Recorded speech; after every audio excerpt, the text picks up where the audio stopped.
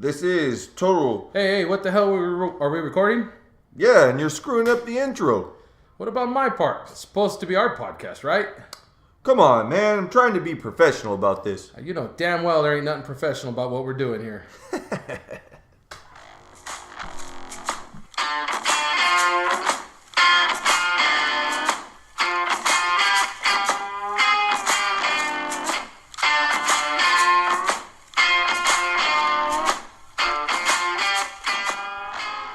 Welcome to Totally Unprofessional. It's Manuel and Justin, his two best friends shooting the breeze about nothing and about everything. We're separated by 10 years, 2 points of view on every subject from two different generations. Listen as we talk sports, events, and anything else that might come up. There's nothing professional about what we're doing here, hence the name, Totally Unprofessional. All right, welcome back. It's Monday, June 27th, episode I don't know. 18. Give me that look. I ain't gonna know it. No matter 18, what day man. it is. 18. 18. All right, 18. The legal age. 18. Well, it depends. Legal for what? We'll just pretend we're in Vegas and it's legal for everything. Right? Yeah, exactly.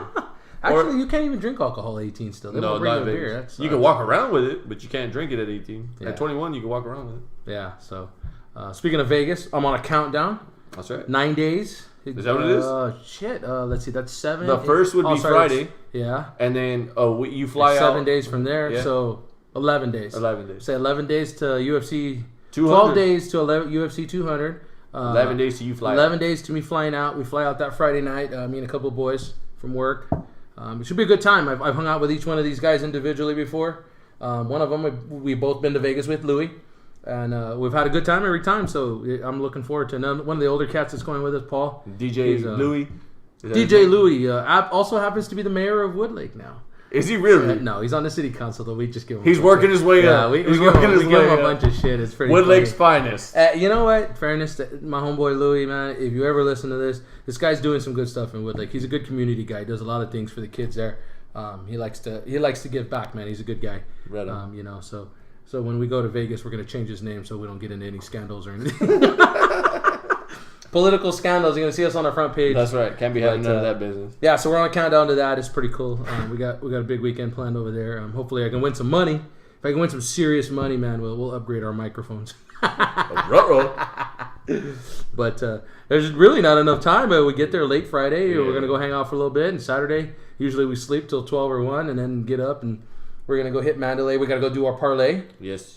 I gotta make sure I get my bets down. I was gonna say you've mentioned that you wanted me to put a parlay for you in, so we'll go to Mandalay. At least one, maybe two. Yeah, we're talking about another one over there. My boy Phil, DraftKings, he does those parlays. I got him into that in football. He's a big old. I don't want to say he's a gambler, but he likes to put the money out there. And he hit UFC 198. Was that McGregor and Diaz? 197. 197. He actually had a parlay, and it was the same card. He played it in a tournament, and he played it on a straight parlay card. And we won the parlay card. It ended up being a 4-1. 4 of us went in on $100 each. We all cashed out 3 bills. The best one was that tournament ticket was worth second place in the MMA tournament. Nice. 10 grand. Woo! Let's have funny money, where all you can do is laugh. Tip the hat. He had to fill out a 1099. That sucks, but you got to report it. Anything over 2 grand, you got to report it. But that's pretty cool because really the trick to that is you just claim it in losses the following year because you can prove you won 10 grand. You can also prove you lost 10 grand. So it's a good flexible move. But anyways, my boy Phil, he's pretty good at those MMA parlays. He knows his MMA pretty good. So that's Vegas. That's 2 weeks from now. We're gonna have a couple of shows before then. Justin will be alone that 11th, or he's working on a guest right now to fill in for that day because I don't fly back till late on Monday. So I'll be doing probably Friday and Monday. Yeah. Well, I fly. You know what? I fly out Friday at 6:30. So we could probably, and I'm off all day. So if you get off early like you've been, we could pod it at 1 or 2. We could do like a pre-Vegas pod. That'd be pretty cool. I think that we should break down 200. I think that's a good idea for we could, yeah. Friday before. We break down the whole card, and then you could break it down. If you haven't seen the promo, there's 3 title fights. It's something like 6 former world champions. I mean, the card is stacked. We've talked about it several times. Guys at work are just all pissed off right now because we booked this thing a couple months. Actually, as soon as the tickets went on sale, we bought the UFC tickets, and then we worked out. Allegiant has great packages for Vegas.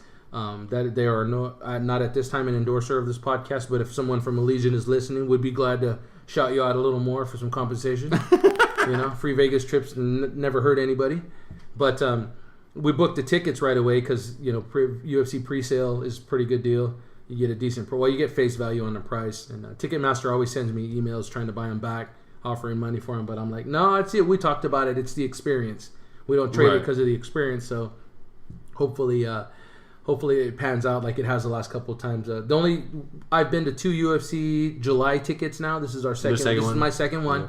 First one definitely was not a disappointment. That one was amazing. No, and then fight of the year.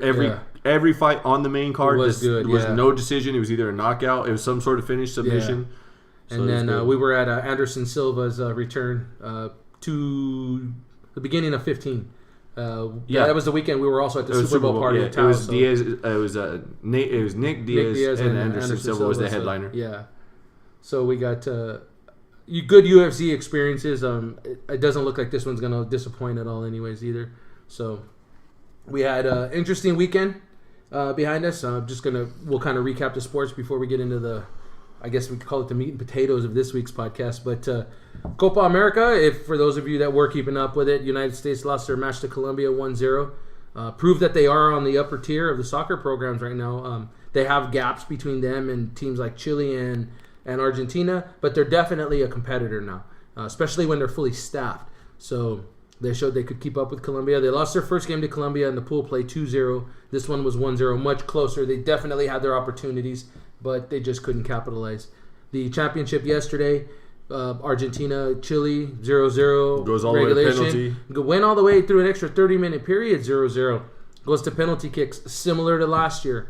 Difference this year, Messi misses the penalty shot, and I don't want to say that was the difference. And cries on television. Oh, man.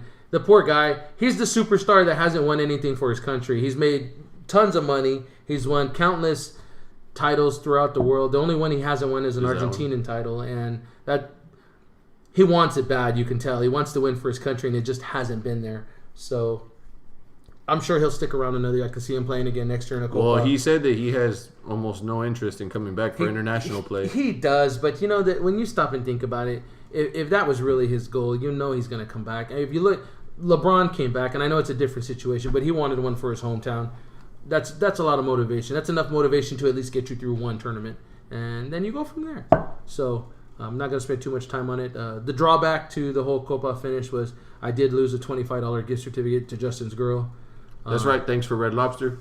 Appreciate that.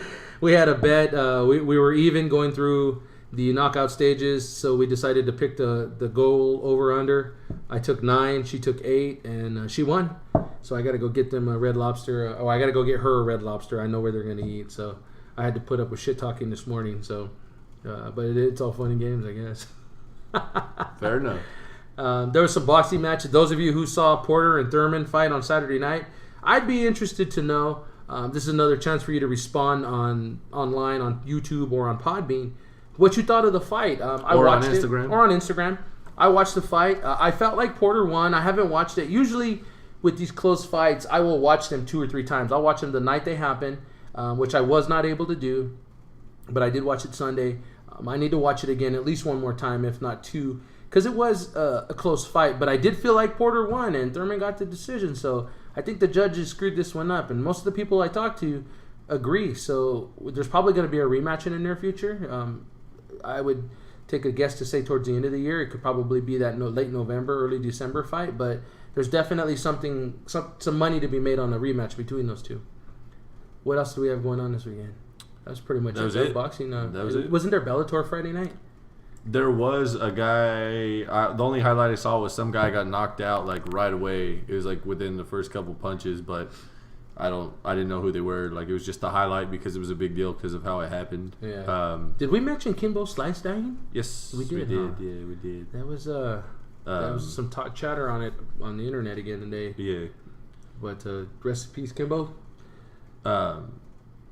Week 3 of our workout going on now. Yeah. Oh man, and today I was week 3. Busy as shit today. My legs are killing me. Monday is leg day for us. So I went in. For those of you that don't know, we work at the school coaching, and I was offered an opportunity to do some fundraising on a fireworks booth, so I took it, spearheaded it. There's 3 programs involved. We are selling discount tickets if you're interested, but so I had to do the inventory today. I had to go straighten that out and get everything set, because when we unloaded the other day, thanks a lot, Mr. Assistant Varsity Coach, I'm not going to say his name, he just let the girls randomly throw boxes in there and everything was everywhere. No organization to it, so I couldn't count anything other than the number of cases. Nothing was facing out, so I had to completely redo the C-Train today, and it was hot as balls today in there. So I pretty much had my cardio while I was reorganizing boxes. So I went straight from there. I came home from work. We had to go grocery shopping. I came home. I changed. I said, I'm going to change. I'm going to go do this firework thing. Then I'm going to work out. She goes, well, what time are you guys going to do the podcast? I said, probably like 8:30. She goes, well, you better hurry up.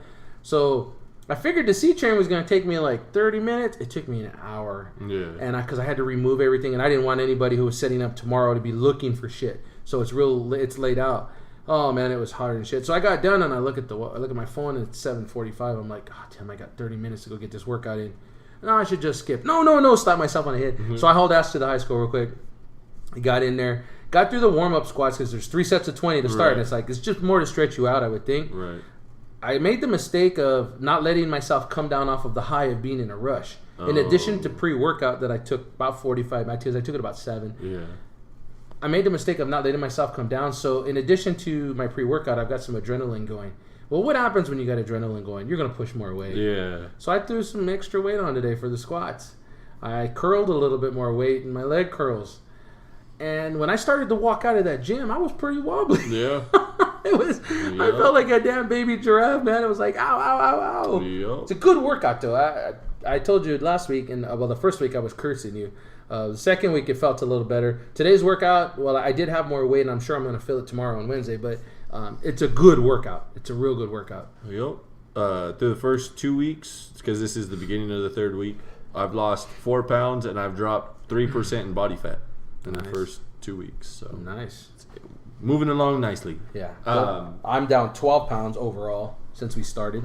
12 pounds and like 4% body fat. Now I'm getting close to 30%. Yeah, I'm a fat fuck, so I got a little more room to work with. But this is definitely pushing the muscle limits this time, though, because we got a higher rep count on a lot of the exercises. Mm-hmm. So instead of the 8 to 10 power building like we were doing last cycle, this cycle is a lot more reps in there if you wanted. I think some of them are up to 15 on them. It's 15 to 20. 15, yeah. So good workout this time. Maybe we can get Justin to post a copy of one of our days on Instagram, just so you guys can see what we do. And we're on 5 days a week this time. Yeah. We were going 2, off 1, on 2, and then off 2 for the longest time. We're going on 5, off 2 this time. So definitely looking for some gains. That's right. I'm going to post a picture of the tank top I was telling you about. I'm gonna get a tank top made. It's gonna say liberals can't outlaw these guns, and we're gonna be flexing. So that'll be pretty cool. I saw it. One of my buddies, Garrett, his stepson, was wearing a shirt that said that. It didn't say liberals. It said Obama can't outlaw these guns. I started laughing. I was like, hey, that's a good one. That is definitely a good one. But so moving on. What we talked about on Friday was some shark facts to get us ready for Shark Week. Yeah? Because it started yesterday. Yeah. And it has not disappointed to this point. As we sit here and record this now, we do have the show that's currently on right now, Jaws of the Deep, on the television as we record this now. I'm not the type to get into the water very deep. I mean, I'll go about waist deep out there, and that's about as far as I go. I have no desire to actually swim out in the ocean. Like if you're in a lake and shit like that, like it's one thing, or in a river, like it's one thing to do so, because there's some stuff out there that you don't necessarily see, but you know it's there and it's not really harmful. But when you see some of this stuff, then it really makes you think about that shit, about being out in the water and being out in the ocean, and how many times have you probably been out in the water and been around, not necessarily just a shark, but against a foreign animal of some sort from the ocean and not even fucking known it, I peeped that when you were talking about how they had pictures, or somebody was talking about how you don't even understand how close they get sometimes. Yeah. You don't know. They had one on the other, I think it was last night it was on, and they were showing just like zoomed in pictures of surfers and shit. man, you know, how many times do those guys reach out? And, from where we live, obviously Pismo's the place to go from where we live. yeah. There's several videos on YouTube of guys flying drones and seeing sharks out in the water, like by surfers and shit. That's crazy shit, man. You know, and that's a place that we go. You know, and it's funny that I don't want to say it's funny, but it's odd that they just don't attack more. I guess they get close enough and understand that that's not really their food. But man, that's just crazy. I mean, this definitely, like, I mean, say what you will, I'm not big on watching a whole lot of like informational stuff all the time. I mean, I'm gone a lot. We have a lot of irons in the fire, so to speak. So I'm not home a whole lot to sit in front of a TV in general. But when I am home, generally it's to catch up on sports. But to watch like educational stuff every now and again, if a documentary catches me or something like that, I'll sit down and watch. But Shark Week is always the week that I'll sit down. And, we know you got an extensive background in 30 for 30s, though. Yes, but those are information. Those are educational. I would call them. a matter of fact, I just restarted my Netflix account and watched 4 Days in October. For those of you who don't know which 30 for 30 that is, that's about the Red Sox coming back from 3-0 against the Yankees in 2004 and coming all the way back and winning the whole damn thing. So, I mean, this whole shark thing fascinates me, and it scares the shit out of me.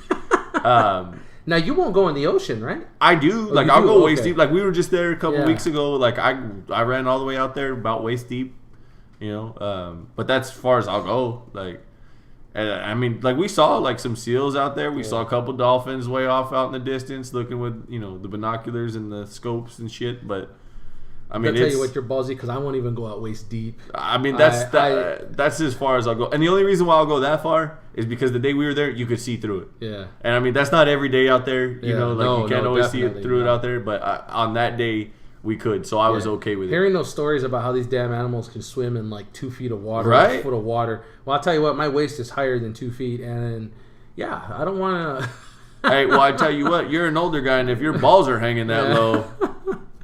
So shark could be coming through, nail you. Yeah, take a big old chunk out of it. I don't know. There's people that have these like thrill-seeking ideas of getting into these tanks and or cages rather, and you know, sitting in here and watching these great white sharks go by and all that. Like, now I'll tell you what, I would get in a cage. Because I am a thrill seeker, and as long as I felt like I was somewhat protected, I would say, okay, I did what I could to protect myself. Okay, this goes to a conversation I had with my girl earlier. She said the same thing. She's like, you don't want to get in a cage? I was like, as long as those motherfuckers are out there, no thank you. Because there's video, and I'll show you the link when we're done here. There's 2 guys that are in a cage, and they're in South Africa with... doing the whole great white shark watching because that's a well-known area. Well-known shark area. Australia, South Africa, those are huge places for great white action. And these guys are in this fucking thing, and this shark, for whatever reason, goes batshit and runs through the opening, and the whole front quarter of his body winds up in this cage with him, like teeth down, facing them, and everything. Yikes! Yeah, luckily they were able to make it out. I mean, it's pretty fucking trip. And that right there was enough to tell me that these cages aren't safe enough. They were showing yesterday. There was a guy who they put them in a smaller cage. And it was like a surface floating cage, right? This guy hit one of the hoses off his air tank, catches the latch on the door, and opens the door because the door's open from the side up like a Lambo, right? Oh, damn. Catches one of the hooks that latches the door, fucking door opens. And there's a great white coming right that they've been videoing the whole time underwater. Shit. Dude barely slams the door back, and the shark hooks back around for another circle. No, thank you. Fuck that. No. They have those top-loading cages. Now, that's the one that the shark got into. Okay, so I'm bearing in mind, I've seen Shark Week before I've watched it, and they've always got... There's always a day where the sharks actually attack, where they go after the cage or they rip apart cages. They have them. I've seen it. But by and far, the cages are 70% safe. That's not enough for me. 70's not enough for me. So, I mean, I think that would be exciting. It'd be one of those things that's exciting to where it'd be like, you know what, there's no attacks here. Here's my problem with it. You're in the water, right? Yeah. And when you look at like videos of underwater schools of fish and these tropical islands, it's a beautiful thing. But when you're on land... Unless you're out in like the safari or some shit like that, you're the top of the food chain. You have guns, you got knives, you could think. You could outthink these animals. When you're in the sea and they're dropping you in a cage, there are too many variables for me that could go wrong that you wind up with the dude who's the king of the food chain in the water. I'm sorry.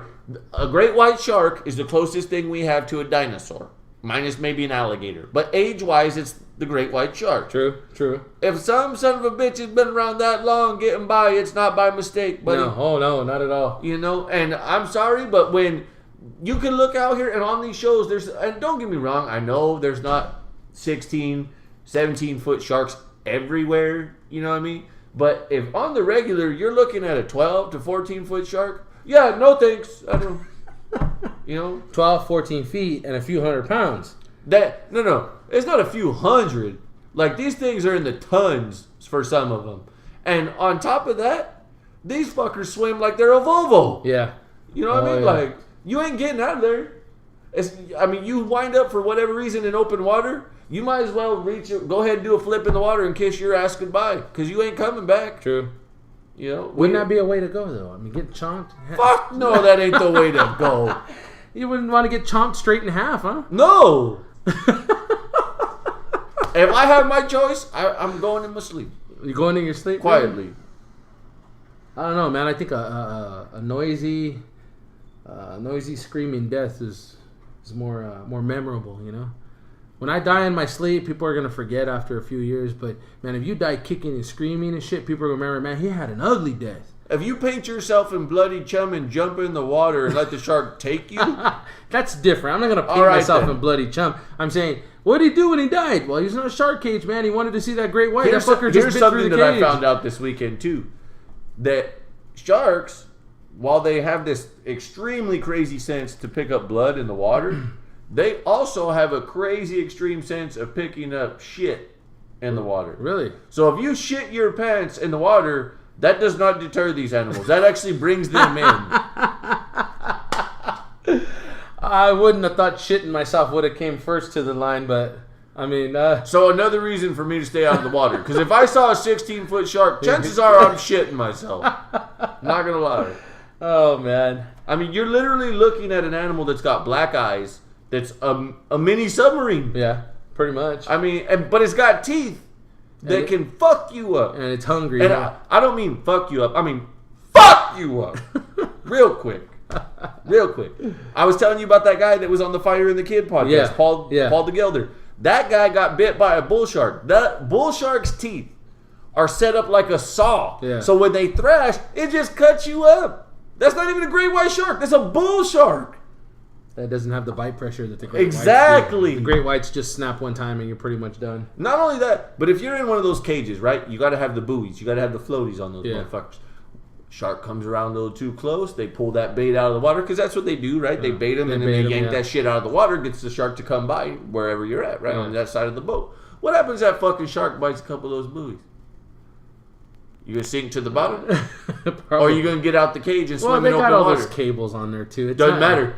If it's by a buoy, the only thing that they can do is rope you in. But if it ain't on a winch and they're trying to pull your ass in, yeah, you're fucked. You're either in open water or you're drowning because you're sinking. Yeah. Yeah. So I'm gonna go ahead and say this again. I'm gonna go ahead and stay out of the water with the great white shark because I don't want to get fucked up.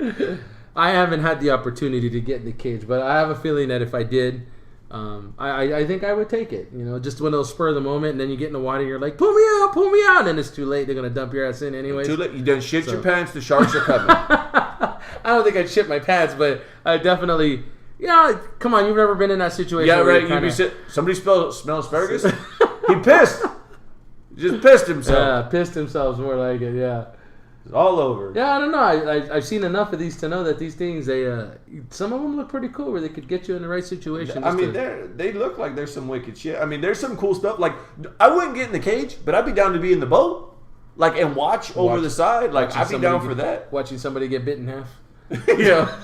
Yeah, no, they didn't make it. That's why I didn't get in there. See that I was right. Look, his leg's going that way and his head's going that way. See, if Jerry would have listened to me, he'd still be here. Oh, man, that's crazy. No, one of my favorite shows that they always do during Shark Week is Air Jaws. You know which one that one is? No, which was that? That's where they trail a fake seal behind the boat, and the purpose is for photography. Oh, that's the one where they're jumping out of the water. Yeah, they get them to breach the surface by jumping out of the water, and they got some wicked photos of these big bastards jumping out of the water. Actually, I saw that one for the first time last year. My sister called me. She was like, "You got to see this," and I picked up. My sister's a big old Shark Week fan, so like I said, maybe we'll get her in here Friday. Talk some Shark Week recap. Sweet. Yeah, no, that's my favorite one for sure. The one I was interested in seeing, it comes on a little bit later, is that Sharks Among Us, about how close they're getting in shallow water and that kind of stuff. Because it's definitely interesting. I'm wondering if they're going to discuss why all of a sudden we got them on the West Coast as numerous as we've got them. It's not so crazy that like they're on the West Coast. It's just the fact that like they're learning so much more. Like yesterday, I was watching a show where the guys were out in Australia, and there was an area that they were covering, and they hooked a GoPro cam onto the shark, and it was supposed to last for 4 hours, and then it would float to the south. This shark goes deep and then takes off several miles up the coastline. Well, apparently and it's supposed to be a great white area, where like in one area the way that it went upward down up the coastline was that the female sharks were pupping. They were having the small sharks, and then they were going to go back down the coastline and meet the males where they would be mating again. Well, in the middle of that, whatever shark they tagged started to head back up the coastline, and they started noticing tiger sharks, a bull shark, and there's like all these different sharks all of a sudden in this area that they never even knew were there. They thought it was strictly a great white breeding ground. Now there's all these other sharks there. Wow. I mean, and there's just so much. I think that's the other thing too, is the mystery with sharks. Yeah. I think it's something similar to poisonous snakes. Like, if you have a boa, or like at one point I owned a albino corn snake. Like, you have this like fascination with stuff that you don't know about. Yeah. And that can trip you up. They're not supposed to be pets. Like, they're not. Like, snakes are not supposed to be pets whatsoever. I mean, they can kick your ass and take names and not think twice about it, you know? And as, I don't know what the right word, maybe as egotistical as humans think that we are, that we can control animals. Yeah. You know, and that's not true. And it's the same thing with sharks. Like, there's that mystery of how dangerous they are, and we don't know a whole lot about them other than what we can just see right here or when somebody gets attacked. Yeah. So I think there's a lot of curiosity in that, and so it makes, for like Shark Week and things like this, where it's informational or a documentary, that much more intriguing to watch, because you're like, oh shit, like they do this and they go down there, and stuff like that makes a difference. Like, the more you know, the better off you are. We talked about how knowledge is power. Yeah. Well, if you're in the water with these motherfuckers and you figure it out, whether it just shows up or whatever, then you know what to do, in that situation. And my best estimation is just don't get in the fucking water with them. I mean, that's just... that's the best assumption. That's my best assessment I can make on that. My favorite one's a Megalodon one, even though we recently learned it was a fake show. Fake. That it's a fake show. I still believe he's out there. There's no way we could have explored the whole ocean, especially the extreme depths of it. There's no way to know what's sleeping down there. True. So he comes up to munch on things every once in a while. I mean, how else are you going to explain something killing those killer whales on the beaches? They're found on the beaches with big old bite marks in them. You can't fake that. So did they fake their documentary about hunting it? Probably, but I'm telling you, it was bullshit. Just like the Loch Ness monster. You don't fake the whales getting half eaten. No, we didn't find him this week. Hey, I got a different location. All right, let's poke around next week. We'll see you guys next week. What the fuck is that? No. Well, you never know. No. So. I mean, there's been talks of people that like swim like from Alcatraz and back, and like there's people who do triathlons and shit like that, or people that swim through places at night. Like, and everybody that I've heard, whether it's been Paul DeGelder on the podcast or these shark experts and shark enthusiasts, they all say it's a horrible fucking idea, because that's a lot of when you see more of the sharks is at night, is when they're more active and stuff like that. And like, just to know, like, somebody like Nick Diaz, he's swam to Alcatraz and back something like 6 times. Wow. Like, you would never know how many of those, like, he's not going to, like, do jujitsu on a shark and choke him out. The shark's not going to tap out. Like, I mean, if the shark wants a Diaz brother for dinner or lunch, that's what he's gonna get. He's gone. Yeah. I mean, it's a trip, you know. The thing that's on right now is they've tagged a couple sharks and they're showing how deep they're going throughout this entire time that they've been kind of watching. It's been a trip. They get to watch them almost like from a POV cam, a point of view cam, on how it works and like what they're dealing with as far as what they see and how they're eating and stuff like that. So it's a trip, man. It's the one thing that I'll sit down and watch for sure. I mean, to me, it's a lot like dinosaurs. Like, dinosaurs are cool. Like, don't get me wrong, the Velociraptor is wicked as fuck, and pterodactyls are crazy. But if you want something that's really going to get you, it's going to be the T-Rex to catch your interest, to be like, oh, shit. You know, so same thing here. You know, the tiger sharks are cool. The hammerheads are cool. The bull sharks. Excuse me. Bless you. Those sharks are all cool, but they don't compare to the great white shark. You know? No, you said it best yourself. That's the king of the damn of the ocean. Of the ocean. You know, that's the top of the food chain when it comes to that. So there's definitely still eons of things to learn about those fucking animals too. And I guess because we can't live in their environment 24/7, you're never really going to know everything about them. We can get as many facts as we want. There's always going to be that one shark that doesn't follow the pattern. Tell me something, in your opinion. Does the black eyes of a shark, or like the eyes that you see on a snake, does it strike you almost as if the animal doesn't have a conscience, so it makes it that much more of an adrenaline high when you're with that animal? I don't think so. No? I don't think so. You know what I think is the draw to the great white? Is that it's consistently called a killer. Right. It's known as a killer when in fact it's not really a killer. It's just it's a hunter. Which is funny because the one animal that is called a killer, we put in a show at SeaWorld. Yeah. So I mean, don't get me wrong, I'm not an animal activist, but the fucking thing's called a killer and has killed people during its show. Yeah. And people go, I don't get it. I don't understand why the animal would act out like this. I don't know. Maybe because he's the size of 2 buses and you got him in a fish tank. Yeah, I think the appeal to the sharks is more of the implied label of killer. You know, they're killers. They'll kill you. Well, I mean, come on. If you put a human in a corner, the human's gonna bite back. You can't put his back. You can't just sit there and call a shark a killer because it's killed people before. It's defending its natural ground, much the way a person would defend their own home. Right. You know, I think that's the appeal. Honestly, is the thrill of, is it gonna kill me or is it not? You don't know. Generally, with people, most of the time, you know their intent towards you. You know, human beings have a way of just displaying their intent. Animals do not. I think that's the big draw of a safari.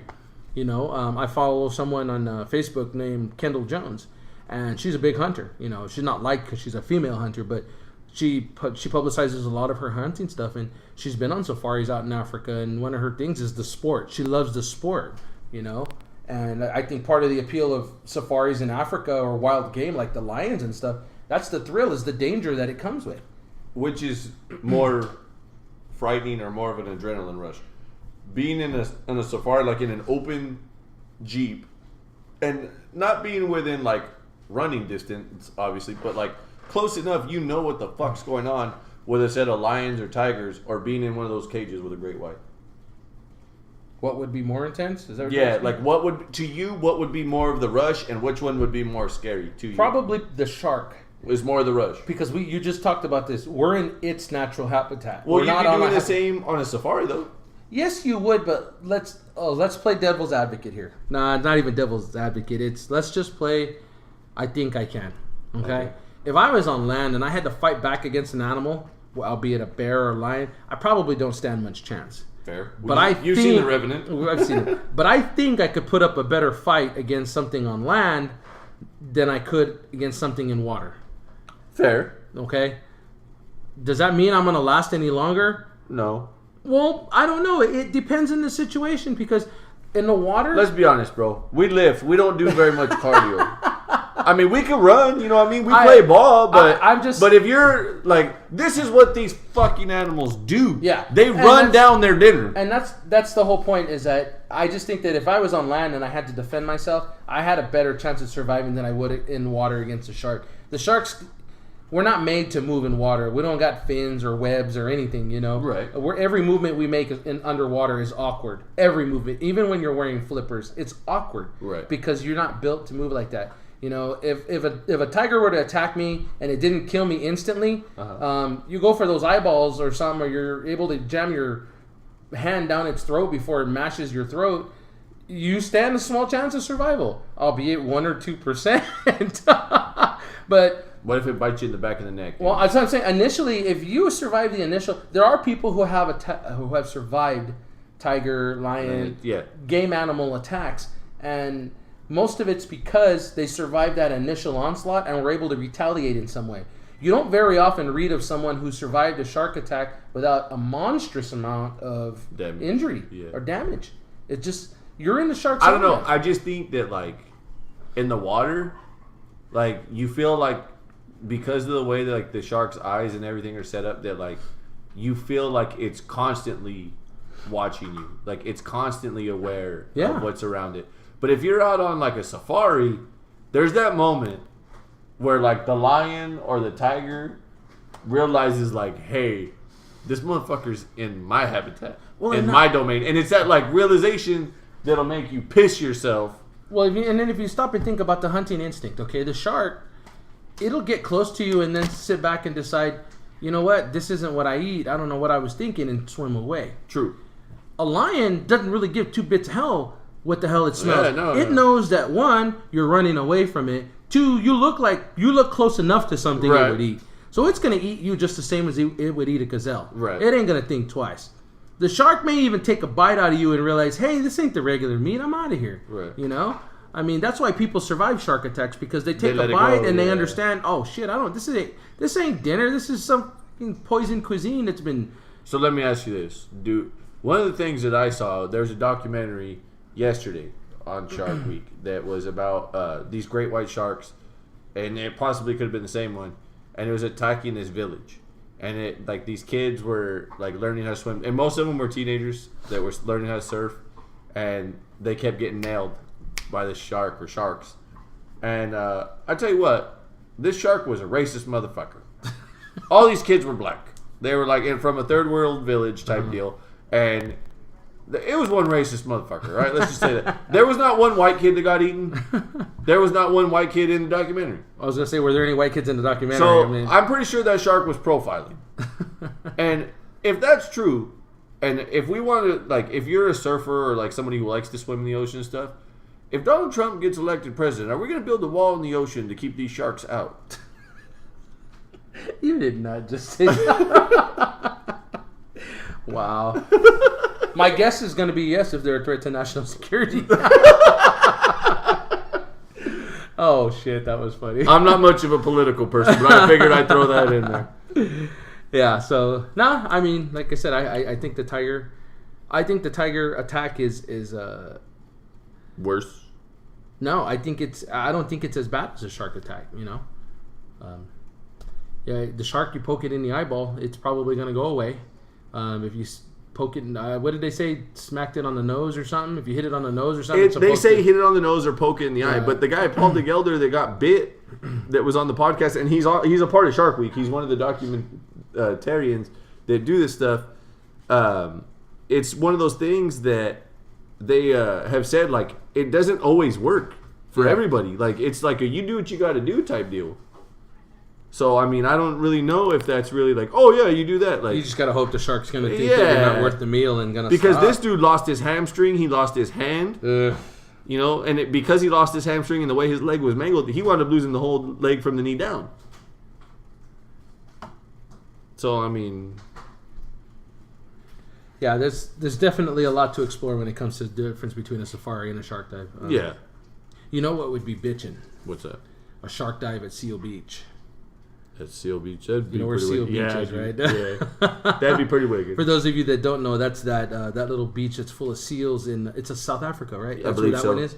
Yeah, where when they film documentaries on sharks, great whites in specific, that's where they go because that's like the prime feeding ground for great whites in that area, and they just get some righteous freaking shots, whether it's video or pictures or when they try to tag sharks. You know, that's usually where they go and they'll hit them up in there.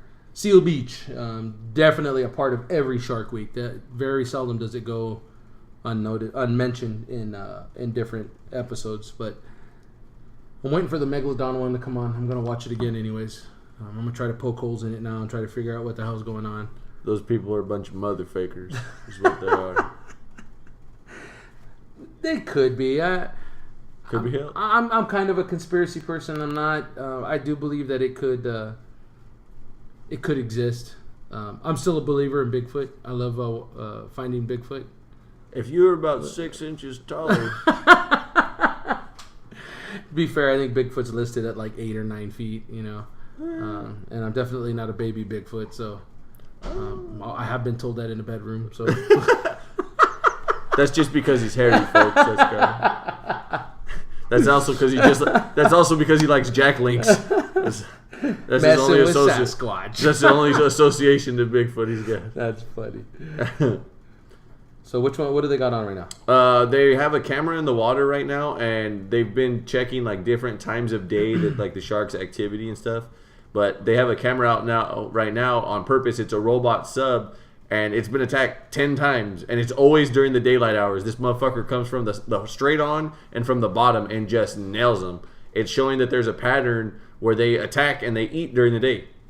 So it's kind of crazy. Like, it's a trip to see them attack because they're not doing it at night. At night, they're more relaxed. It seems like whereas like you would think that they'd be more active like in the water as far as swimming, but as far as feeding, it's more active during the day. Which is a trip. If a great white shark stops swimming, it will die. Did you know that? No, I didn't know that. Yeah, because it's constantly got to have that water flushing through those gills. Yeah. Well, all the shit it'll eat from the ocean, from what I see, that definitely got to be a strong possibility. Right. Of it dying from not swimming, not swimming enough. And you see it on here. A lot of these sharks are scarred up like crazy. They're getting fights. No, it's not even fights. That's how they pick mates. Is they bite the shit out of the female. Yeah, I don't think that would work on a human. No, I don't think it. Well, we talked about this a little bit on Friday. Yeah, we did actually. That that's the way that it is. That it's not. You said it was equivalent to smacking a woman's ass. Is what you equated that to, if that's a word. Well, I guess it would be. Come on, you smack the right ass, you're gonna get some action. You know. True, but it's not the same as walking up at like. Well, no, I guess it would work if you walked up and bit one on the ear. They might like that shit. There's okay, so we're talking about so we're looking at these sharks. These aren't small bites. These are some pretty deep. There's some deep. So it's like walking behind some chick. You're in a nightclub or a bar or wherever it is you hang out. You're walking by and you just see a nice piece of tail, and you reach back with all your force and just smack it. 9 out of 10 times you're gonna get a negative response. I'm gonna say. There is that one time, though. I mean, how many of these female sharks actually respond to the first one that bites them? You know, that I don't know. That's something they haven't researched. That would be a very interesting statistic to know. A very interesting statistic, but yeah, no, I did equate it to that. You're right. Man, that thing is just attacking the shit out of that camera, isn't it? I told you. That is just crazy. Unbelievable how well these animals have.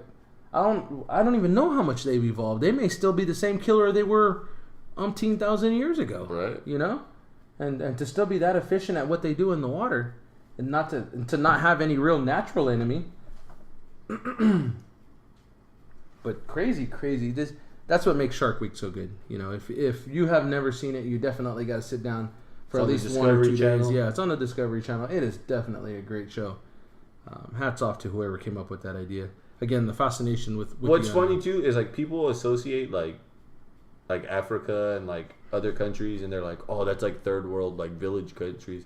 But then when you see some of the water that they show for like and the beaches that they show out here in South Africa where they film a lot of these sharks and stuff, it's beautiful. It's just ridiculous on how like nice it looks and how cool it is. Wow! Look at that shit. That is crazy. That's ridiculous. So I saw a video today. You got to look it up. I'll have to. You got to stop watching dirty movies at work. Well, you know what? When you have extra time, you know. Literally time on your hands. Huh? That's right. It's called If Women Did Catcalls. Oh, okay. Have you ever seen that video? No. Oh, you got to listen to that video. Catcalls, for those of you who are still living in 1980, is guys generally, they'll stand together, or they're standing together, a good-looking woman walks by, they'll say something like, hey, look at that ass, or look at that rack, or, guys, they'll just say random things out at chicks. And this video is called If Women Did Catcalls, and it puts the comments and rude remarks in the women's hands, right, and to guys walking by. Some of the lines that come up, it's just, it's hilarious. Funny. I mean, when you stop and then especially when you try to relate it to what the guy would say as she's walking by, you get it. I mean, it's just, guys can be so prude sometimes when they're saying shit like that. To put a woman in that role and have her say something that a woman would say, or looking for, or whatever you want to call it, it's freaking hilarious. I was laughing so hard at my desk, my boss came over. Damn. He's like, hey, what are you laughing at? I was like, dude, you just got to listen to this. I'm sorry, you got to listen to this. I saw a picture on Instagram today, and it was on the men's humor page. And there was a guy who was in his boxers and like a white t-shirt, laying on the couch with a slice of pizza, and there was like drinks on the table. And it said, thank God that I'm a guy that I can wait until the last 5 minutes to sit on the couch like this and be looking good as fuck in 5 to 10 minutes. Like, it's true. Like, we have that advantage on it. I was going to give a shout out to a friend of mine on Instagram. Her name's Lacey Pruitt. I follow her. She's not really a friend of mine. It's kind of funny I said that. She's not really a friend of mine, but I follow her on Instagram. She had her first women's physique competition this last weekend. Right. And she won the novice division and took third in the open division. And I follow her because she's a fitness, I don't want to call her a guru. I'm not sure if that's what she is, but she works out. She puts her stuff online, and a lot of times she'll show her workouts and stuff. And I've stolen a couple of her workouts in the past, and it was fun to watch her train and go through. She used to be a bikini competitor. She's a women's physique competitor now. I mean, just a muscular chick. She works out. She did a great photo shoot not that long ago, and her hard work paid off, man. And we were talking about me possibly competing in the Fresno Classic. This is what I like to see, is watching her. She went from a bikini competitor to a physique competitor, right, and she won the novice division in her weight class. I mean, it's pretty awesome. So as I was looking at it, I was like, man, this is definitely someone to follow if you've got that goal, which I do. She's got like 10,000 followers too, so I'm like not anybody important. But she's responded to me a couple of times when I've asked her questions, about kind of things, kind of workouts she does and stuff. So thank you for the advice, Lacey, when you gave it to me. And just a shout out, David. She had a heck of a weekend. Was able to a win in a novice division. I don't care what division it is. A win in any of those divisions, considering the amount of work that people who want to do that put into it, it's impressive. Right. I don't care. I don't care if it is a novice division win. It's a lot of work to do that. Yes. And when you get to that point, eventually, you want to see. You don't want to just see results. You want to get results. And to me, getting results is a place in that. So she got first in the women's novice physique, and then she got third in the open women's physique. And what the open is they take all the winners from each weight class and they put them in together, and then you compete against everybody. And I don't know how many weight classes there are. I haven't done enough studying on it, but it's pretty cool. Greater Gulf States is what she got. What you got there? Oh, that's him. That's Paul DeGelder. That was his attack video. Oh, jeez. I told you he had that wicked black arm that's like $90,000. Yeah. That's it right there. Oh, jeez. Look. Oh, man. Shit's wicked, huh? Yes. Oh, man. So where's his? Oh, he doesn't have an arm right there. I was like, where's that arm at? Oh, he doesn't. Mario was looking like, where the fuck's the rest of his arm? Because the way that the scene was shot, it looks like his arm's resting on a chair and the rest of his arm's behind the wall. Wow. No, I was watching. There was something else he was on earlier, and he was trying to put a clamp on a tiger shark's fin, and I don't know how it happened. I turned away for a second. When I turned back, he was talking to the camera, and he had no hand on the end of his prosthetic arm. Oh, jeez. And he was like, well, it's in the bottom of the ocean, and I'm not going to get it, so it's all right. They're not too expensive. Like Chubbs Peterson? No, it's real sturdy. It'll be all right. It's made out of real wood. Oh, man, that's crazy. Shit. That is crazy. And then he goes to shake his hand. Well, yeah. Nothing there. Shit. Yeah, this dude's wicked right here. He's after being attacked, he's now a conservationist for sharks. And he's back out there filming again. Dude, he's been for a minute. Man, that's crazy. It would take me a little bit of time to wanna even be anything near that took that out of me. Yeah. See, look. So now they're doing this with a rubber stingray, which is a hammerhead's favorite food, and they're putting magnets on it to see if magnets either attract or repel sharks.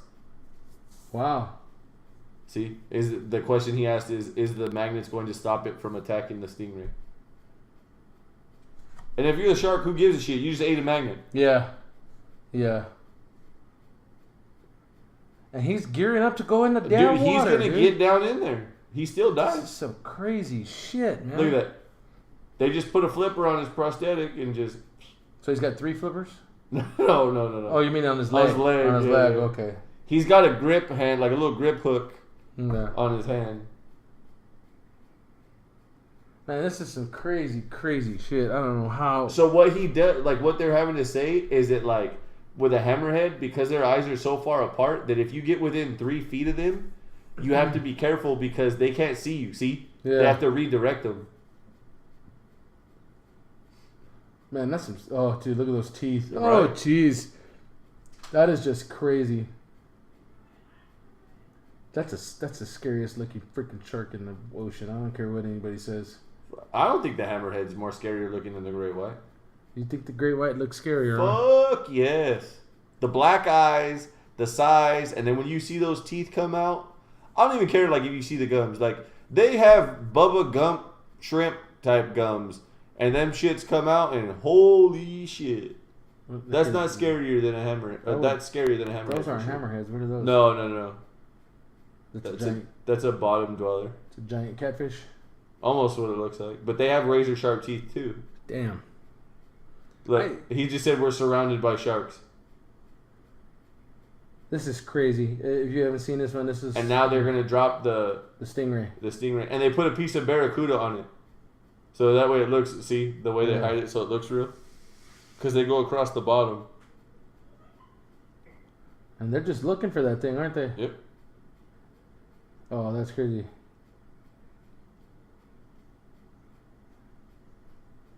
And they're right there next to that damn stingray. It vacuumed up the whole fucking thing. Look Look at at that. Just grabbed it. Damn. And it took off with it. I did. It was a fake stingray with magnets and shit in it. And it just took off So with much for magnets repelling it, huh? it. Right? They ripped the tail right off. Jeez. That is crazy. Wicked. Where are we at on time here? Oh, we're 52. Oh, nice. Yeah. Working out nice. Coming in hot. Coming in. Well, they were hoping the magnets were going to repel it, huh? God, They were. so That's crazy. what. Well, that's what they were testing. They weren't hoping that they would. That's what they were trying to find out. Well, I guess they got their answer. Crazy, crazy nonsense. So I followed Mike. Didn't you know a girl named Hammerhead? Wow. We agreed not to talk about that anymore. Oh, sorry. So I follow Mike Bisping on Instagram now. Oh yeah. Dude, that guy's been living it up since he won, man. Yeah. He's gonna enjoy every second of this until yeah. So what's on the Well, you top? heard the announcement, right? That What's GSP's camp reached out to him. Uh-huh. So they're talking about possibly making that up. That could be an interesting fight. So I'm throwing a couple of beef roast in the crock pot in the morning. Okay. So they might be ready for dinner tomorrow. Ooh.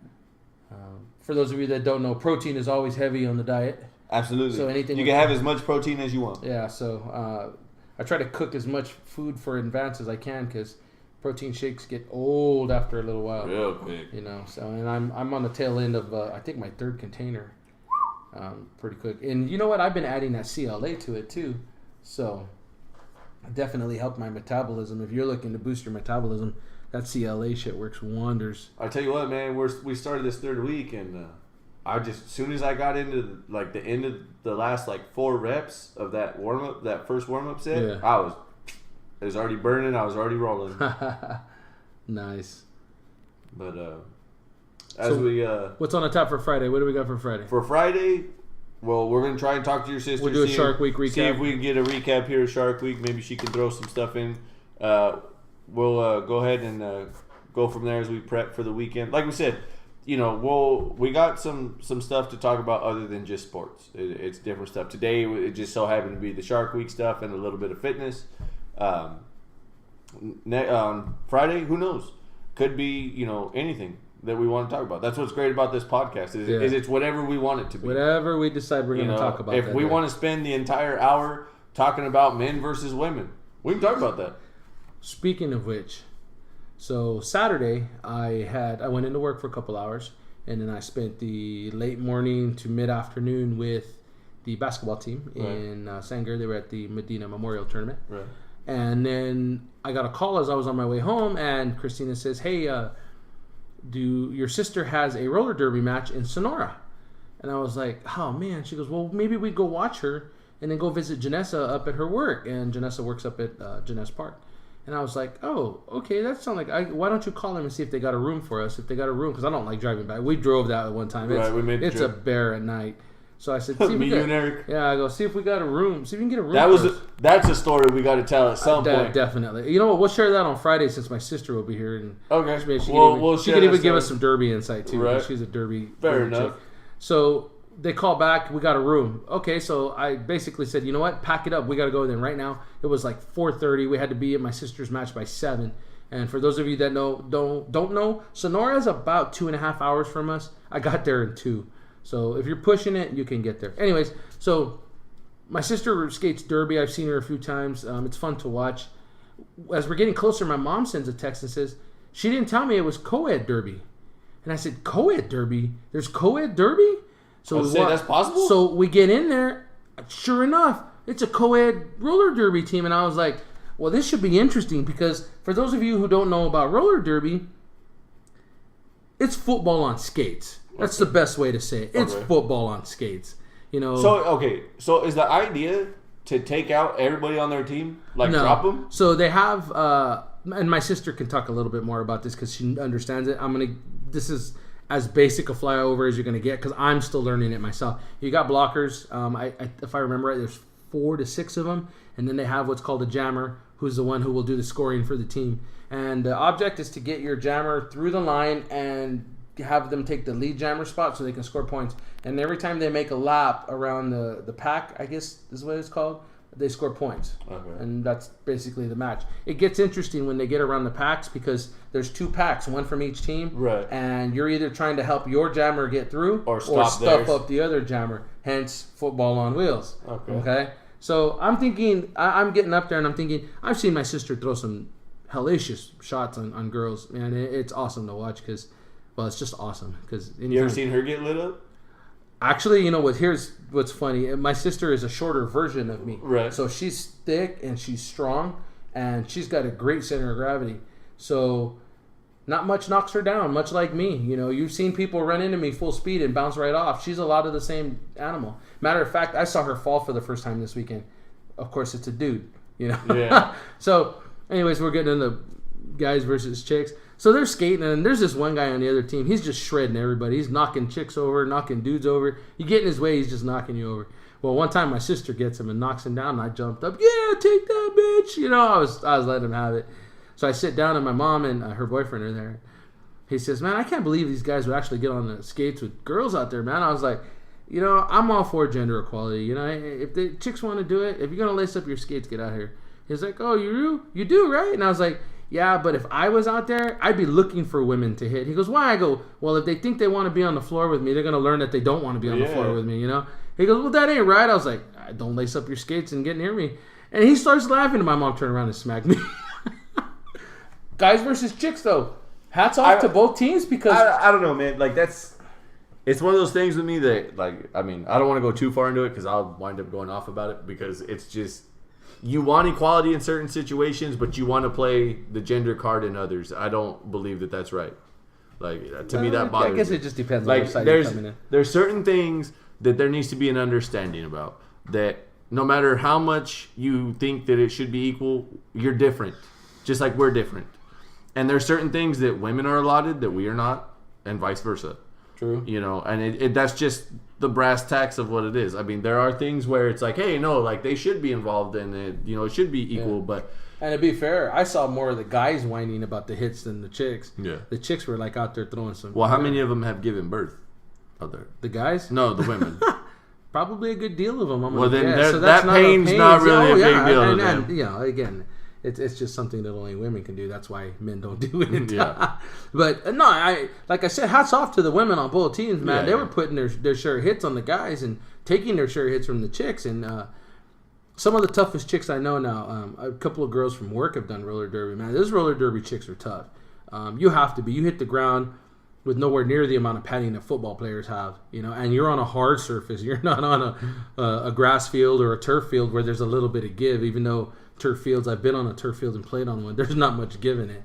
But man, some of the falling and the landings that those people have, oh jeez, hats off to them. A lot of respect for the. Were you online at all today to be able to see like headlines or anything like that? Not much. Were you able to catch the headline from the BET Awards last night? I did not. Okay. So, we've talked about the what to watch for, what to look for. I got one specifically for you. This is going to be good. Okay. Because you are a political person, and everything that's going on right now surrounding Trump and his racism issues and that type of stuff. A gentleman last night who is an actor on, I believe it's Grey's Anatomy. He's a... Okay. I saw that video, but I didn't watch it. Okay. It's on my queue actually to watch. So what it is the guy receives an award, and it's basically his speech is him going off and using the acceptance speech as a platform to go off on equality for black people specifically. Not everybody, but black people. And how like there's all these things that that they're underprivileged and that they're still being oppressed with, and how he doesn't say white people, he just says people rip off black style and rip off black, ideas and all. I mean, it's a big fucking speech as far as what he says. Now, for those of you who have never seen us on the Instagram page or anything like that, Manuel is Puerto Rican. He's a tan-skinned Puerto Rican. If he stays out in the sun long enough during the summer, he'll be black. I mean, that's just how it is. Myself, I am white and I'm American Indian. So during the summer, I get tan. I've been mistaken for Hispanic during the summer. I mean, it's not a huge like, oh yeah, but it's, it is enough. During the winter, I lighten up big time. You can tell that I'm white. And I know like slim to none Spanish if you think that I'm Mexican. So you learn real fast that I'm not. I'm not somebody who will sit here and try to say that, that certain races didn't have certain issues or don't still face certain issues. But I'll be damned if I sit here and listen to people that are in my age group and try to play a card that's 400, 500, 600 years old that their great granddaddy or grandmama had to go through that they never knew. And there's certain things I don't want to, like I said, I'm not trying to be, this show's called Totally Unprofessional. I'm not going to try and sit here and be politically correct, but and you and I have had a couple conversations about like, how wide this spreads. There are things that people go through in general, not just based on race, just in general. Mm-hmm. But there's certain things that everybody's allotted, and that's a heart and a mind and determination and a will of their own. And if that's all going in the same direction of what you're trying to do, you will succeed. Then there's a way to find a successful path for you. Yep. And to me, there's no excuse otherwise, because that's something that everybody has. Yeah. It's not something that, oh, well, you can't do that. I'm not saying there's not roadblocks. Everybody faces some sort of roadblocks, and they're different for everybody. Everybody has their own path, their own journey. But there is a path that you can find if you're determined, you have the heart, you have the will, you have the desire to do better for yourself. No matter how big the roadblock is, if you have that determination to not allow shit to stop you, you will find a way to get through it. Oh, for sure. And I'm at this, we've said this on the podcast that, this country has been gotten softer and softer about people being more and more sensitive. Yep. And I feel like there's certain people, I'm not saying by race or I just feel that there's certain people out there, whether you're an activist or a lobbying person, that have tried to take advantage of that perspective in society and say like, oh no, look at what we go through, and look, because everybody's so sensitive, and they try to play that string on people's heart and try to reach them. I'm sorry, but I'm not one of those people. I don't feel guilty for shit that I didn't do. And, as a white person, there's a lot of things that, people go, oh, well, you're privileged because you're white. Really? Do you know what town I grew up in? Yeah. I'm the minority in this town. I've grown up more Mexican than most of the Mexicans in this town at this point. You know, there's a lot of things that people want to just automatically play stereotypes in against other races without knowing the facts. And I just think that, you know, with everything that goes on in the grander scheme of things, you know, things that have happened like the Orlando tragedy and things that have happened on a grander scale, people talk about working together and accepting others, but then on the other hand, they want to play the card that, oh, we can play the race card or we can play this card when it's convenient and it's, you know, it's there. Yeah. That to me don't fly. And so for you, like, that's my thing for you. I'm sure you'll, as somebody who watches like, and what's funny political is shit like that, I don't even gotta watch it to know that I can think one thing off the top. I know which actor it is because, like I said, I saw that little excerpt of it. I just didn't watch the whole video. Right off the top of my head, I tell myself, okay, if within races, and this is not just blacks, I'm Puerto Rican and I have Hispanic in me. Okay. My mother's side of the family was Puerto Rican. My father's side was Hispanic Indian from Texas. Okay. And one of the things that the older generation, okay, and when I say older generation, I mean within my lifetime, my grandparents, one of the biggest things my grandfather on my father's side used to tell me was, don't be one of these lazy shits that never goes nowhere. That's what my grandfather told me. Okay.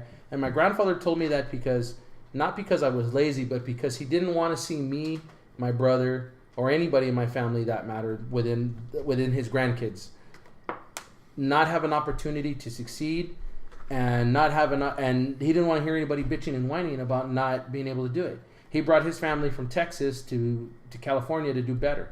There was fruit growing in the time that they came, and they were pickers, and that's what they did. That's what my family did. Okay? To sit here and try to say that that my race, the Hispanic side, was oppressed because we were made to pick fruit, that's not accurate. One, I never, aside from some small instances, never picked fruit, so I don't understand what picking fruit really is. I have friends who did. I have aunts and uncles who most definitely did. Even my parents did to some extent. Okay? But you know what? I didn't. And because I didn't, I don't feel I have the right to talk about that. And not only that, but if I'm going to take a platform, any platform, let's say I was to win a U.S. Open. Let's say that was to happen for me because I worked for it and I busted my chops and I was able to accomplish that. I wouldn't have a right to get up in front and say, Mexicans are oppressed and blah, blah, blah, blah, blah. The reason I don't is because I haven't started working within my own race to fix things. And again, this is not just channeling one race. I hate it when Mexicans get up and say, well, Mexicans don't do this and this and this. Okay, I agree. There is some of that stuff missing within the Mexican community. But what have you done within the Mexican community to fix it? Why are you wanting outside influence to fix it? Why don't you get your race to get their shit together first, and then, if you're still oppressed, find out what's happening? Because a lot of the times, we always want to say, well, I don't have. Well, what did you do what did you do to get? Did you do anything to try to get it? Well, no, they won't let me. What do you mean they? Since when are they in control of your actions? Yeah. I have a big problem with that because, especially, I'm sorry, but I know a lot of black people, and I know a lot of good black people. One of my I don't want to say very close friends, but he's a family friend. He's the father of one of the girls who comes over the house, quite frankly. He's a very good man. He's a very good black man. He's educated. He's a good father. He's the perfect example of what happens when a man gets motivated. Not a black man. Screw that black man crap. He's a man. He understood what his responsibilities was. He made himself a goal, and he achieved it. Last I checked, he's black. And that hasn't changed from the time he was born. So to sit here and say that black people are oppressed, no, sorry. I know successful black men. Black people are not oppressed. Certain people are oppressed. And they live in oppression because they refuse to do anything to get themselves out of it. We're not in 1935 where cops are beating people randomly on the side of the street. Does it happen? Yes, it does. Sorry. Those were some of the things that he brought up in his speech, like about the kids, about the people that, you know. Well, I'm sorry, but went through that. Again, there's a big old backlash against police right now. You know, police are in a bad place right now because of the few who choose to abuse their power. Yeah. I believe there are more who don't than do. Unfortunately, the light is on the ones who do. Okay? But I'm not about to treat all policemen the same just because of the acts of the few. Because guess what? If I cop an attitude to a cop, I'm going to get my ass beat. Yeah. And they have every right to do it. When a cop pulls you over, could it be racial profiling? Yes, it could be. I'm not going to sit here and say no, it's not. Okay, but if you're driving a lowered '64 Impala and you're a Mexican with Ray-Bans and a blue headband on and Dickies, you're going to get stereotyped. I'm sorry. If you don't know that, then not only are you ignorant, but you're pretty stupid too. Because if you don't know your history of your own race, then you know that that's a bad sign for Hispanics. You can't wear a blue or a red rag with Ray-Bans and Dickies and drive a lowered '64 Impala. It doesn't work because there's a stereotype that comes with it. You know. Did you hear about the Tony Robbins thing? About the No. You know who Tony Robbins is? Yeah, right? Okay. yeah. Tony Robbins was at a seminar and he had these people walk across hot coals to show As a that their mind demonstration? as a demonstration to show that their mind was in control. And all these people wound up with foot burns. Right. You don't say. They were complaining. Well, what did you think was going to happen if you walked over hot coals? Did you think that God was going to pour water over the coals to let you walk over? You're just going to get no, steam? I'm sorry. Now, don't get me wrong. I'm a big advocate of the mental preparation for anything you do. If you prepare yourself mentally, it's much easier to deal with things. It doesn't lessen the consequence, but it makes it easier to deal with it. Right. Okay? One of the biggest things that I've been able to overcome physically by training myself mentally was my threshold for how long I could go before I felt too tired in golf. I used to get 14, 15 holes, and I was physically done. Train my mind to understand certain things, relax myself throughout the round. I could play 36 now. I'm standing on my head. Is it going to be a good 36? I don't know. Depends on the day. But again, the mind. What's your mental state? I feel like just in the main part of it being that, you know, I've heard people use slurs and stuff like that. Like, I just feel like people want to say things and then they go, well, you can't say that word. I can say that word, but you can't say that word. You know, and I don't just mean the N-word. You know, there's lots of words out there that people saying, hey, you don't say that. You know, if you're not one of us, you don't get to say that. And to me, like, it's the same words with curse words. Like, if someone calls you a bitch or someone calls you a pussy about doing something, I was always taught, man to man, was you are what you answer to. If someone calls you a bitch or calls you a pussy or something like that, if you answer to that, if you feel you are that, then you'll answer to that. But if you don't answer to that and you know who you are, you know what your name is, then you make people say your name. You make people call you something else. Yeah.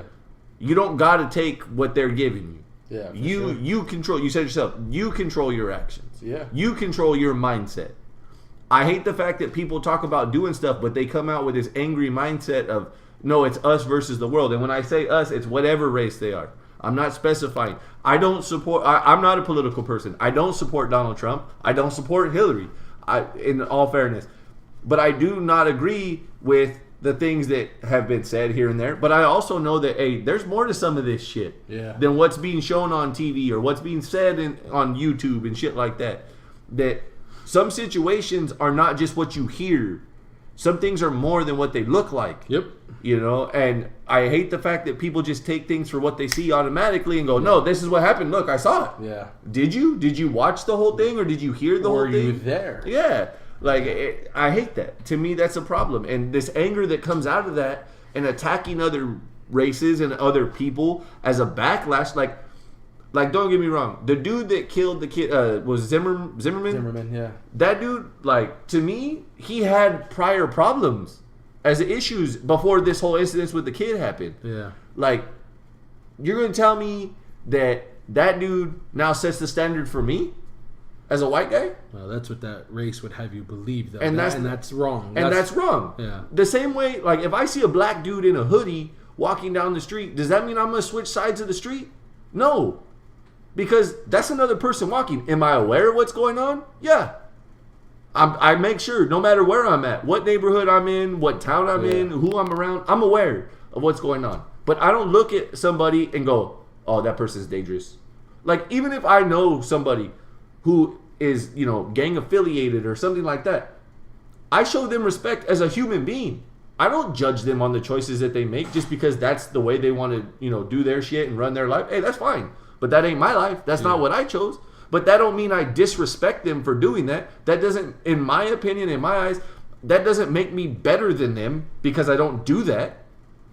And I'm not afraid of getting my ass kicked or even worse in certain cases, depending on where you go, just for those reasons. Like, to me, nah, if you show respect man to man, and especially when you talk to these older guys who you either used to be gang affiliated or older guys that just, you know, they're in the situation, they're aware. They've said it. If you show me respect, bro, I'll show you respect. Yep. Because that's what it's about. And I can't tell you how many conversations I've either had or been around and a part of where the people say, these young kids just have no respect. These younger people just don't get it. It's not about being violent. It wasn't supposed to be about this. It was about the respect. Yeah. That if you just showed respect, some of this shit wouldn't have escalated to where it got to. Yep. And that's the thing I think people, even in 2016, are missing. Gay, lesbian, transgender, they all want rights and they all want to be heard. And we're still talking about racism problems and anger in that way. Well, now you got transgender, gay, lesbian, whatever. They're coming out because they're angry. And then you wonder why this country is dealing with the issues that it's dealing with. Because nobody's sitting here going, like you said earlier, well, what can I do to help myself? What can I do to help my people? Am I doing something? Am I active in trying to turn things in a positive way? Not make more people angry. Yeah. Not let's hate on these guys or those people or that woman or whatever. That to me is one of the biggest issues. Like, and I'm not even a political person. Like, I can sit here and just tell you unbiasedly that, you know what? There's a lot more anger, negativity, and hate out there than there's been in this country in a long time. Well, a lot of people feel this is headed for civil war. I mean, Yeah, you never know. yeah. I mean, it's not one of those things where I'm like, yeah. But you know, to me, I just felt like a dude on that platform, like wanting to speak on what he's working with. Hey, that's fine. I got no problem with that. Like, that's cool. But to sit here and say that people are taking away from his culture, that they're ripping off his culture, that they're ripping off their style, that they're taking these ideas. I got news for you, bro. Everybody takes something from somebody. Yeah. Whether you like the way somebody's got their haircut, so you get your haircut like that. Even if you don't know the person, but when you go in the barbershop, they got a picture of a real person with a haircut. Guess what? You just took that person's haircut. Yeah. You know, it's a melting pot. That's what was so great about this country, that you could come here from all around the world and try to get your piece of the pie of what you felt like was, quote unquote, the American dream. Yep. You know, and people have forgotten that. Now I gotta watch it. Now I gotta hear I'm it. telling you, you're going to be fired up come Friday when you hear this. I'll wait till Knowing you as close as we are, I'm telling you, what you said right now and what we scratched on the surface with this ain't gonna be shit compared to what you say on Friday. All right, so we're gonna wrap it up now. Again, comments, questions, fuck yous, anything. Yeah. You want to throw it out? There's Instagram. There's Like we said, you can find us on Instagram at totally_professional. On Instagram, you can hit us in the comments page. Leave us a comment. Leave us a question. We'll shout you out. If we speak about it on here, we'll let you know who it was. I did it on Friday with Jakey 7J on Instagram. He left a comment, so I shouted him out. Talked about it a little bit for a second.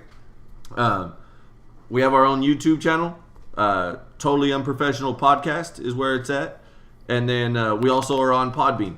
Yeah. And the link to Podbean is in the Instagram page. So you ain't got to follow us.